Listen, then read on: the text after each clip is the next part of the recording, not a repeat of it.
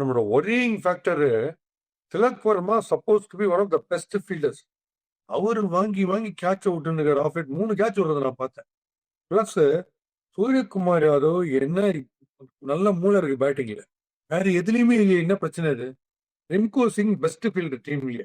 அவருக்கு பாயிண்ட் இருக்கு, அவருக்கு ஃப்ரண்ட்ல வருது. ஐசைட், அவரோட ஐசைட்டுக்கு விஷனுக்கு ஃப்ரண்ட்ல அவர் உள்ள ஒருத்தர் ஃப்ரண்ட்ல வந்தது.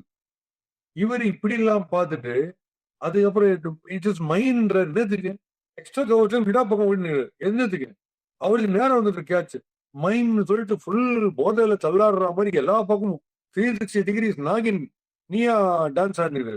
அதுல போய் அவர் மேல இடிச்சு இவர் மாறல வாங்கி இந்த மாதிரி ஒரு ரிஸ்க் தேவையா? ஸ்ட்ரெயிட்டா வருது ரிங்கு சிங், அவர் பக்காவா பிடிச்சிருப்பார் அந்த கேட்ச. ஸோ மைண்ட்னு சொல்றது எப்போன்னா 2 பேரும் காமனா வர கேட்ச். இது 2 பேரும் காமனா வர கேட்ச் இல்ல. சூரியகுமார் யாதவால பிடிக்க முடியும், அவர் பெஸ்டா தான். அங்க ஒருத்தர்கிட்ட பாயிண்ட் இருக்கும்போது மைண்ட் போய் அவர் தள்ளிட்டா போய் பிடிப்பீங்க லூஸ் மாதிரி. அதுதான் சொன்னேன், அது ரொம்ப ரொம்ப ரிஸ்கி. ஸோ நம்ம ஐக்கியாச்சி அவ்வளோ பேத்தட்டிக்கா இருந்து Washi brilliant catch.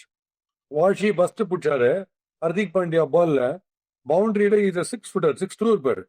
he left almost about 9 feet. எடுத்து 9 feetல போய் பிடிச்சிட்டு பேலன்ஸை மெயின்டைன் பண்ணி லைனை மிதிக்காம பிடிச்சாரு. பார்த்தீங்கன்னா அவுட் ஸ்டாண்டிங். அது பாயிண்ட்ல ஒரு பியூட்டிஃபுல் கேட்ச் ஒன்று ஃபுல் ஜம்ப் போட்டு ட்ரை பண்ணாரு ஒன் ஹேண்ட். அதுவும் டாப் கிளாஸ்.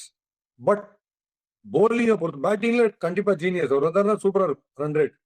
ஆனால் இந்த போலிங்கை போட்டாருன்னா ரொம்ப ரொம்ப டேஞ்சர்.